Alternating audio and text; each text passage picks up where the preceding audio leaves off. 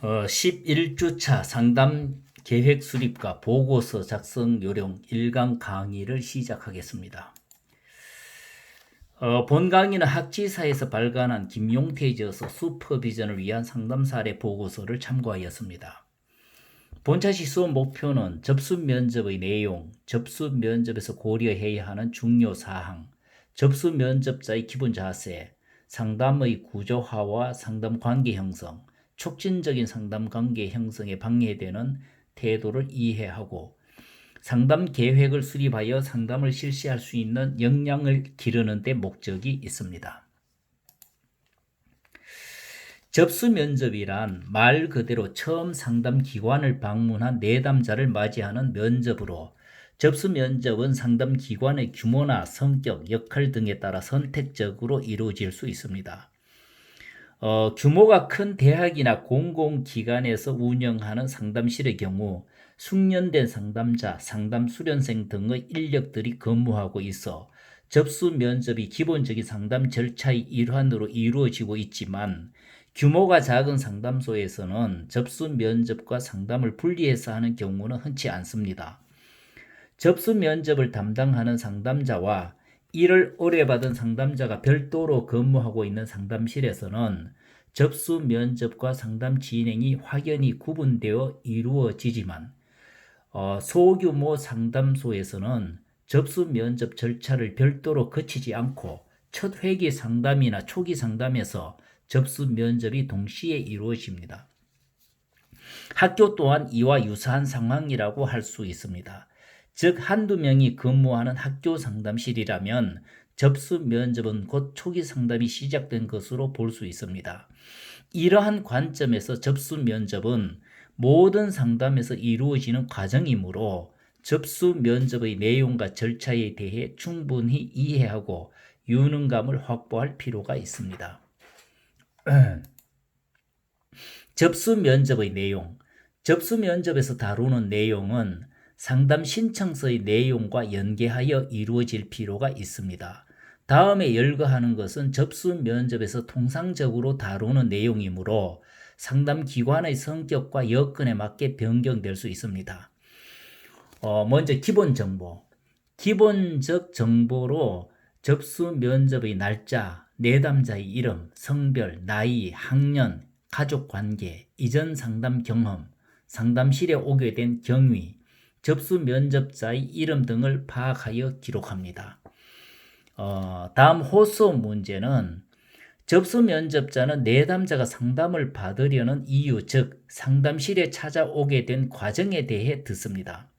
호소 문제가 무엇이며 발생한 시기, 발전해온 과정, 현재의 상태 등에 대한 정보를 수집하며 또한 그 문제와 관련한 대인관계, 가정환경, 학생이라면 학교 생활에서의 어려움, 친구 관계 등에 대해 살펴보아야 합니다.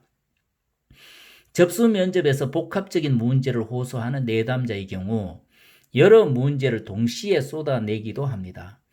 그러므로 상담자는 친구와의 다툼 문제로 상담실을 방문한 학생이 학습에 대한 의욕상실, 불투명한 진로에 대한 불안감, 성적 저하로 인한 낙심과 부모와의 갈등, 가정 불화 등과 같은 여러 문제를 동시다발적으로 털어놓는다면 내담자가 자신의 문제를 한꺼번에 이야기하는 대신 구분해서 차근차근 이야기하도록 도와주어야 합니다. 다음 현재 및 최근의 주요 기능 상태를 이제 기록합니다. 내담자가 학생이라면 학업상의 기능을 일상적으로 수행하고 있는지에 대한 정보는 매우 중요합니다. 최근 6개월간 내담자의 학업 기능이 현저히 떨어졌다면 환경적으로 혹은 심리적으로 급격한 변화를 경험하였을 가능성이 높으며 이런 변화가 내담자의 문제와 직접적인 관련이 있다고 볼 수 있습니다. 또한 내담자의 기본적인 대인관계 기능, 즉 가족과의 관계, 또래 관계, 교사와의 관계 등에서 최근 어떤 변화가 있었는지 검토되어야 하며 급격한 기능상의 저하가 발생하였을 경우에는 가능한 신속하게 조치를 받을수록 좋은 효과를 기대할 수 있습니다. 기능 수행은 현재 어떠한가와 지난 1년간 어떠했는가의 두 가지로 파악하는 경우가 일반적이라고 할 수 있습니다. 다음 스트레스. 내담자에게 스트레스로 작용할 만한 조건들이 무엇인지 확인합니다. 개인에 따라서는 일반적으로 여겨지는 것들 외의 특이한 것에 스트레스를 받는 경우도 있으므로 내담자의 입장에서 스트레스의 원인으로 작용할 개연성이 있는 요소들을 파악합니다. 일반적으로는 의사결정에 대한 문제, 공부, 성적, 시험, 용돈 부족, 질병, 이성관계, 교사와의 관계, 비만, 외모 등과 같은 것이 스트레스의 원인으로 작용할 수 있음을 참고할 필요가 있습니다.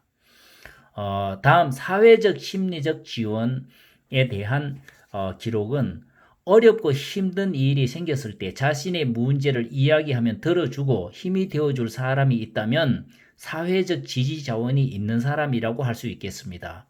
이런 사람은 문제가 생겼을 때 이를 극복할 가능성이 비교적 높습니다. 따라서 상담과 더불어 내담자의 사회적 지지 체계를 활용한다면 내담자의 변화 가능성은 훨씬 높아질 수 있습니다. 사회적 지지 체계로는 가족, 친구, 친척, 스승, 선후배, 이웃, 소속된 종교단체나 기관의 지도자 등으로 다양합니다. 이러한 사회적 지지 체계가 없거나 빈약한 사람은 문제나 위기에 처했을 때 이를 극복할 능력이 떨어질 수 있으므로 내담자의 사회적 심리적 지원 체계를 파악하는 것은 향후 상담에서 적절한 개입을 하는데 도움이 될 수 있습니다. 다음 가족 관계를 살펴보아야 합니다.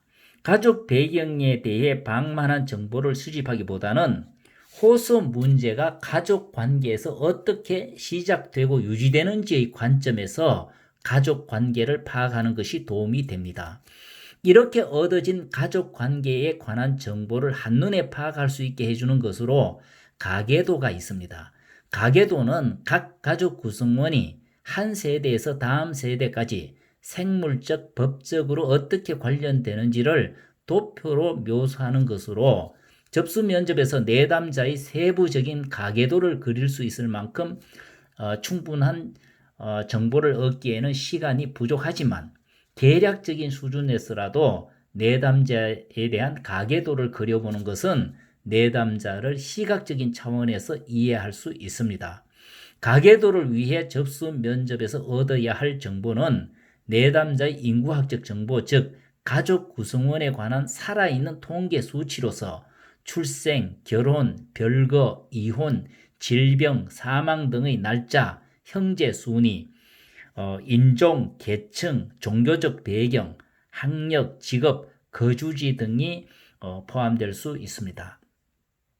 다음 외모와 행동에 대해 관찰하고 정보를 얻어야 합니다. 내담자의 옷차림, 투발 상태, 얼굴 표정, 말할 때의 특징, 시선 처리, 면접자와 대화할 때의 태도, 특징적으로 반복되는 행동 패턴 등에 관해 관찰한 것을 기록합니다. 마지막으로 면접자의 의견을 기록해 두는 것이 좋습니다. 면접자 의견으로는 내담자에 관한 면접자의 느낌, 인상, 심리 검사가 필요한지에 대한 판단, 필요할 경우 추천하는 심리 검사에 관한 의견 등의 정보를 기록하면 되겠습니다. 접수 면접에서 고려해야 하는 중요한 사항에 대해 살펴보겠습니다.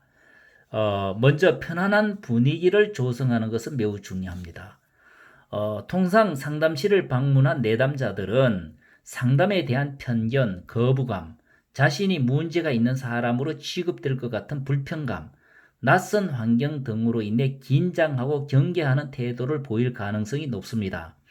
따라서 상담실 문을 열고 들어서는 내담자를 맞이하는 순간부터 숙련된 자세로 내담자가 편안함을 느낄 수 있도록 응대해야 합니다.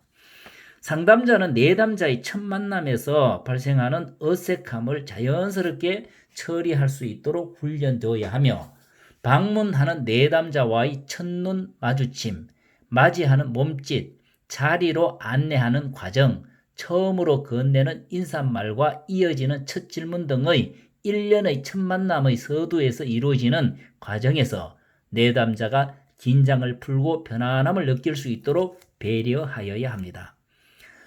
다음 상담에 대한 기대에 대해 살펴보겠습니다. 내담자는 고민이나 갈등 등의 문제에 대하여 도움을 받고 싶어 상담실을 찾습니다. 그러므로 상담을 통해 이러한 기대가 충족될 것이라는 희망을 갖느냐 마느냐는 상당 부분 접수 면접에 달려 있습니다. 물론 방문한 상담실에서 도와줄 수 없는 문제라면 이를 정직하게 밝히고 다른 기관을 소개해야 합니다. 상담의 효과, 즉 상담을 통해 자신의 문제가 해결될 수 있을지에 대해 의심하는 것은 대부분의 내담자가 품고 있는 문제입니다. 상담을 통해 모든 문제를 해결할 수는 없지만 문제를 용기 있게 드러내는 일이 곧 해결의 출발점이 된다는 점에서 내담자를 격려하고 상담에 대한 긍정적 기대를 하도록 안내해야 합니다. 마지막으로 이전 상담 경험에 대해 조사하여야 합니다. 본 상담실을 방문하기 이전에 상담을 받아본 경험이 있는지를 물어보아야 합니다. 유경험자라면 상담받은 시기, 기간, 당시의 호소 문제, 상담 기관, 상담의 결과 혹은 효과가 없었다면 그 이유가 무엇이라고 생각하는지 등에 대해 확인하여야 합니다. 이전 상담 경험에 대한 정보는 향후 상담에 중요한 참고 자료가 될 수 있습니다. 내담자 중에는 정신과에서 처방한 약을 복용하고 있거나 다른 상담 기관에서 상담을 받고 있는 경우도 있으므로 이러한 정보를 사전에 확인함으로써 중복된 처방이나 개입을 막을 수 있고 향후 상담을 어떻게 진행해 나갈 것인지를 결정하는 데 중요한 자료로 활용할 수 있습니다. 접수 면접자의 기본 자세에 대해 살펴보겠습니다. 먼저 적합한 정서적 환경을 조성해야 합니다. 내담자와 상담자의 첫 만남은 기억에 남을 인상적인 경험입니다. 새로운 관계에서 흔히 경험하는 희망, 기대, 두려움, 걱정 등의 감정이 몰려올 수 있습니다. 이러한 긴장과 흥분의 순간을 맞이하는 내담자를 한다는 것은 적합한 정서적 분위기를 만들어야 한다고 생각할 수 있습니다. 내담자가 불편하거나 어색하지 않게 자신의 문제를 꺼낼 수 있도록 편안하고 따뜻하며 수용적인 환경을 제공해야 합니다. 이는 언어적인 측면뿐만 아니라 비언어적인 측면으로도 전달되므로 내담자의 신체적 편안함을 위한 기본적인 욕구에 관심을 두는 것부터 시작해야 합니다. 예를 들면 상담실의 실내 온도가 적절한지를 확인하며 화장실의 위치가 안내되었는지, 음료수 제공은 어떻게 할 건지, 자리가 편안한지 등의 사항을 확인하고 점검해야 합니다. 다음 주의 집중 및 경청 방법에 대해 설명하겠습니다. 접수 면접을 방해할 수 있는 전화, 휴대폰 등은 꺼두거나 치워둬야 합니다. 면접에 임하고 있는 상담자 내면에 불안이나 걱정이 있다면 이 또한 내담자에 대한 온전한 집중을 방해할 수 있습니다. 더불어 개인적인 욕구, 부적절한 호기심 등과 같은 심리 내적인 흐름이 방해 요소로 작용할 수 있는 만큼 이를 사전에 적절히 해결하거나 관리해야 합니다. 내담자가 자신을 있는 그대로 드러내는데 역기능적으로 작용할 수 있는 상담자 자신의 선입견을 끊임없이 점검해야 하며 내담자가 말한 내용의 의미를 파악하고 이해할 수 있어야 합니다. 맥락에 맞지 않는 질문을 하거나 불필요한 질문을 하는 등 면접에 집중하지 못하는 모습을 보여주게 된다면 내담자는 상담에 대한 실망과 불신을 품을 수 있으므로 상담자는 접수 면접에서 내담자에게 충분히 집중하고 경청하는 태도를 견지해야 합니다. 주의 집중과 경청은 상담의 중요한 기술의 하나입니다. 상담자라면 누구나 그 중요성을 이해하고 반복적인 훈련을 통해 체득하였을 것으로 기대되지만 본격적인 상담 이전에 이루어지는 접수 면접을 본격적인 상담과 다르게 인식하고 가벼운 자세로 임할 경우 내담자에게 온전히 집중하고 경청하지 못하는 경우가 발생할 수 있습니다. 접수 면접은 본격적인 상담으로 이어지는 가교 역할을 할 뿐만 아니라 단 한 번의 만남을 통해 상담에 대한 첫인상과 내담자의 기대를 좌우한다는 점에서 매우 중요하다고 할 수 있습니다. 마지막으로 평가하지 않는 태도에 대해 살펴보겠습니다. 내담자가 상담실에 가지고 오는 문제, 즉 호소 문제는 오랫동안 감추어 두고 그 누구에게도 말하고 싶지 않은 문제일 수 있습니다. 그것을 이야기하게 되면 수치심과 부끄러움, 두려운 감정을 느낄 것 같아 묻어두었던 이야기를 조심스레 끄집어내었으나 상담자로부터 평가받는 듯한 느낌을 받게 된다면 그 순간 마음의 문을 닫아버릴 가능성이 높습니다. 평가받는 느낌이란 내담자의 이야기에 얼굴을 찡그리거나 싫어하는 표정을 짓거나 시큰둥한 표정을 짓거나 내담자가 잘못이라는 태도를 갖는다거나 동정이나 별것 아니라는 식의 반응 등이 이에 해당될 수 있습니다. 이와는 반대로 내담자가 드러내는 어떤 모습에 대해서 면접자가 좋아하거나 동의하는 태도, 즉 감탄이나 칭찬과 같은 반응을 보이는 태도 또한 바람직하다고 할 수 없습니다. 만약 이렇게 한다면 내담자는 본능적으로 면접자의 호감을 살 만한 내용만을 골라서 의도적으로 이야기하려 할 것입니다. 그러므로 평가하지 않는다는 것은 내담자에 대한 무조건적 긍정적 존중이라는 로저스의 인간 중심적 태도를 말합니다. 즉 조건적 가치를 부여하지 않겠다는 것을 의미합니다. 내담자의 이야기에 감정적으로 휘말리지 않아야 하고 어떠한 이야기도 수용하는 자세를 견지해야 한다는 겁니다. 초기 상담에 대해 살펴보겠습니다. 초기 상담이란 첫 상담을 포함하여 중기 상담으로 들어가기 전까지의 상담을 일컫습니다. 따라서 첫 상담, 즉 내담자와 상담자가 처음 만나서 진행하는 상담을 포함하여 여러 회기가 소요될 수 있습니다. 첫 상담을 시작하기에 앞서 상담자는 내담자의 접수 면접을 한 상태이므로 내담자에 대해 계략적인 이해를 하고 있어야 합니다. 따라서 첫 상담에서는 접수 면접 내용에서 이해가 되지 않거나 추가적인 정보가 필요한 부분 등을 중심으로 질문하며 내담자에 대한 이해의 폭을 넓혀 나가도록 해야 합니다. 접수 면접을 통해 이해한 내담자에 대한 정보와 지금 여기에서 이루어지고 있는 내담자의 진술 내용이 불일치하는 경우도 있습니다. 또한 심리검사 결과에서 부각되었던 증상이 내담자의 진술 내용에서 확인되지 않을 수도 있습니다. 접수 면접 시의 분위기에 따라 이러한 차이는 얼마든지 발생할 수 있습니다. 이러한 차이가 발생할 경우 내담자가 지금 여기에서 진술하는 내용에 초점을 맞추어야 합니다. 또한 내담자의 진술을 통해 뒷받침되지 않는 심리검사 결과는 인용하지 않는 것이 좋습니다. 심리검사는 어디까지나 참고 자료로 활용되어야 하며 회기 내에서 이루어지는 내담자의 진술을 중심으로 상담을 풀어나가는 것이 바람직합니다. 상담 전체를 초기, 중기, 종결의 3단계로 구분한다면 초기 상담은 상담의 기초를 다지고 성공적인 상담으로 나아가게 하는 매우 중요한 단계라고 할 수 있습니다. 따라서 이 시기에 신뢰관계와 상담에 대한 긍정적인 기대와 믿음을 형성하는 것은 물론 이를 토대로 내담자에 대한 정확한 이해와 진단, 상담 목표와 개입 전략 수립 등이 효과적으로 이루어져야 합니다.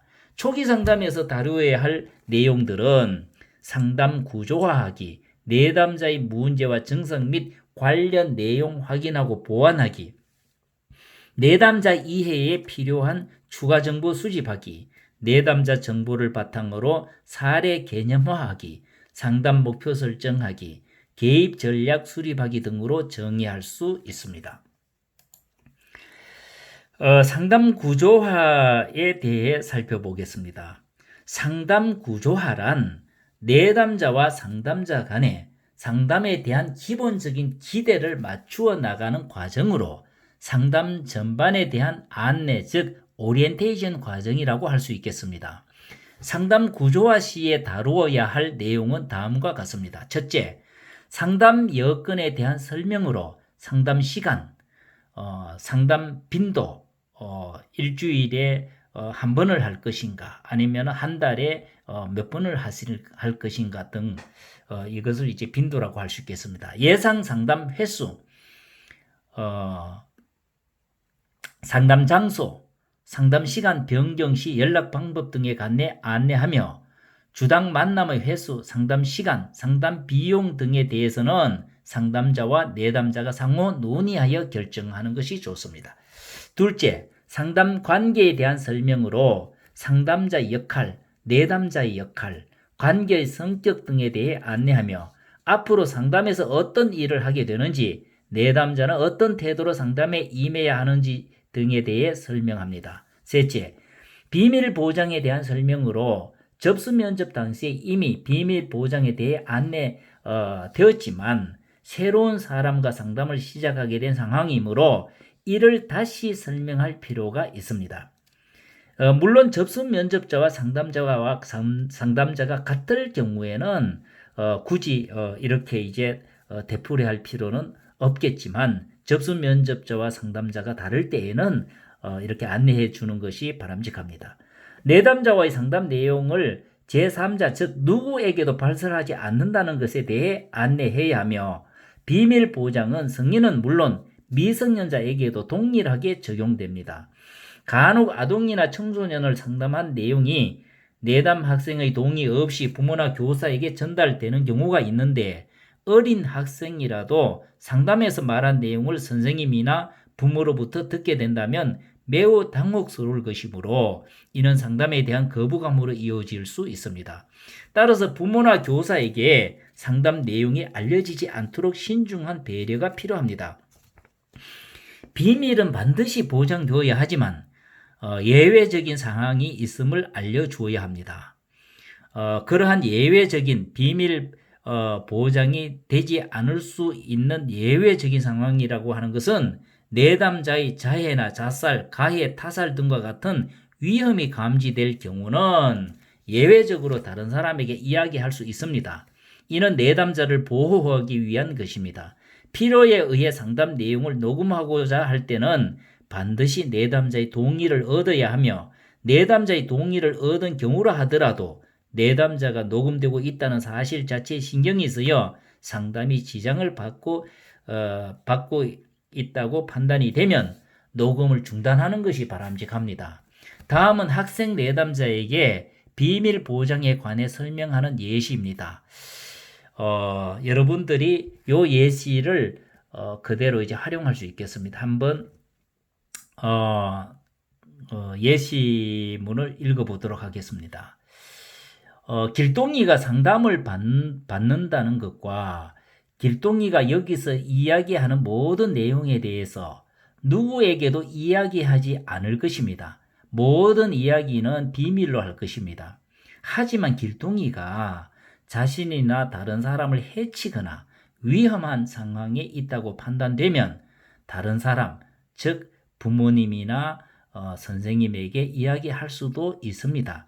이는 오직 길동이를 보호하기 위해서입니다. 라고 말해주면 되겠습니다. 상담 구조화를 할 때 유의점에 대해 살펴보겠습니다. 내담자를 처음 만나서 대화를 시작하는 모습은 다양하게 나타납니다.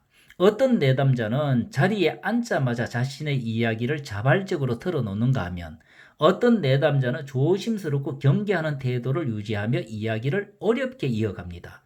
자발적인 내담자라면 이야기를 자연스럽게 시작하고 첫 회기를 마무리하는 시점에 비밀 보장을 포함한 구조화 작업을 하는 것이 자연스럽습니다. 반면에 경계하는 내담자라면 첫 회기 초반에 상담 전반에 대해 차근차근 안내하는 것이 바람직합니다. 이와 함께 구조화를 할 때는 필요한 내용만 간단하게 하는 것이 좋습니다. 성공적인 상담을 위한 선의로 시작하는 것이지만 간혹 지나치게 세세한 부분까지 언급하며 지루하게 주의사항과 상담 전반에 대해 설명하는 경우가 있는데 이는 신뢰감 형성에 부정적으로 작용할 수 있습니다. 따라서 핵심적인 내용을 중심으로 간결하게 전달하는 것이 바람직합니다.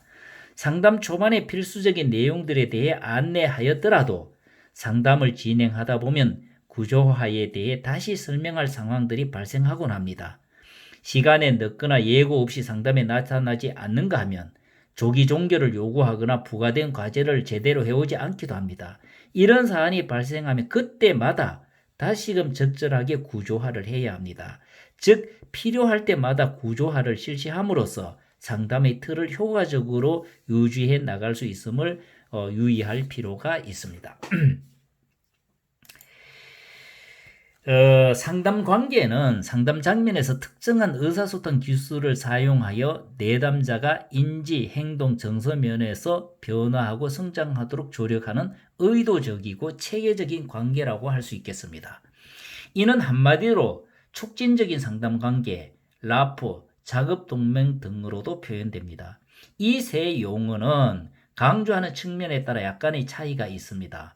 라포란 친밀감 또는 조화롭고 신뢰성 있는 긍정적인 인간관계를 의미하며 촉진적인 상담 관계란 라포에서 나아가 치료적 성과를 가져오는 데 있어서 적절한 관계의 측면을 강조하는 상담 관계를 통칭합니다. 또한 작업 동맹이란 프로이드에 의해 처음 사용된 용어로서 내담자의 건강한 자아 부분과 전문가의 전문적 역량이 공유된 목표를 향해 함께 협력하는 것을 의미합니다. 이렇게 구분하고 보면 내담자와의 라포 형성이 가장 기본이 된다고 할 수 있겠습니다. 상담자는 친절하고 온정적인 자세로 내담자의 의견을 존중하고 공감하며 평가하지 않는 태도로 수용하고 주의 집중과 경청의 태도로 일관성 있게 대해야 합니다. 내담자는 일반적인 관계에서는 경험하지 못했던 새로운 관계를 경험함에 따라 상담자를 신뢰하고 친밀하게 여기게 될 것입니다. 이렇게 형성된 라포는 촉진적인 상담 관계와 작업 동맹으로 이어지며 상담의 효과를 촉진하는 중요한 기제로 작용합니다. 상담 관계 형성은 상담 초기뿐만 아니라 상담 과정 전체를 통해 지속적으로 유지될 수 있도록 노력해야 합니다. 일반적으로 촉진적인 상담 관계 형성을 위해 사용되는 관계 기술로는 주의 집중과 경청, 공감적 이해, 무비판적, 긍정적 존중의 자세가 필요합니다. 그리고 상담 관계를 순조롭게 하는 상담자 행동으로는 개방적인 신체 자세를 갖고 눈맞춤을 자연스럽게 하며 잘 들어주고 있음을 적절하게 표시하고 지지적인 발언을 하며 동정적인 발언을 적절하게 하고 긍정적인 강화를 적극적으로 활용할 수 있어야 합니다. 또한 상담 관계를 깊이 있게 하는 상담자 행동으로 탐색적인 질문을 하고 심화 수준의 공감을 하며 탐색적인 침묵을 잘 수용하고 해석을 시기적절하게 하며 즉시적인 반응을 적절하게 할 수 있어야 합니다. 촉진적인 상담관계 형성에 방해가 되는 태도로서 상담자가 삼가해야 될 사항은 내담자와 논쟁하지 않아야 합니다. 논쟁은 방어를 유발하므로 논쟁할 만한 사안이 발생하게 되면 온건하고 중립적인 태도를 유지하도록 노력해야 합니다. 내담자에게 섣부른 칭찬을 하거나 거짓 위안을 주지 않아야 합니다. 섣부른 위로나 칭찬은 내담자 스스로의 자신의 문제를 들여다볼 기회를 차단시킬 수 있습니다. 거짓 약속이나 지나친 기대를 심어주지 않아야 합니다. 상담자가 제시한 약속이나 결과가 의문시되는 순간 신뢰감에 큰 손상을 초래할 수 있습니다. 내담자의 문제에 대한 섣부른 도전과 해석을 하지 않아야 합니다. 도전과 해석은 내담자와 굳건한 동맹관계가 형성된 뒤에, 즉 상담자와 내담자 간의 래포가 형성된 뒤에 신뢰관계가 구축된 뒤에 내담자의 변화 정도를 고려하여 신중하게 제시되어야 합니다. 섣부른 도전, 여기에서 도전은 직면이라는 말로 바꾸어 쓸 수도 있겠습니다. 섣부른 도전이나 해석은 저항이나 상담자에 대한 불신으로 이어질 수 있습니다. 내담자의 민감한 생활에 대해 질문하지 않는 것이 좋습니다. 외모나 상처, 실패 경험 등 내담자로부터 심한 불편감을 주는 내용은 질문을 자제해야 합니다. 이러한 것은 촉진적 신뢰관계가 충분히 형성된 이유로 미루는 것이 바람직합니다. 내담자의 편을 무조건적으로 들지 않는 것이 바람직합니다. 내담자는 자신이 공격하는 대상, 특히 부모나 형제 등에 대해 대체로 양가 감정을 가지고 있습니다. 만약 상담자가 편을 들어 3자에 대한 공격에 가세하는 것은 내담자의 분노를 오히려 초래할 수 있습니다. 다른 상담자에 대한 비판에 합세하지 않는 것이 바람직합니다. 이전 상담자에 대해 비판하는 것은 현재 상담자도 언제든 비판의 대상이 될 수 있음을 명심해야 합니다. 이상으로 11주차 1강 강의를 모두 마쳤습니다. 경청해 주셔서 감사합니다.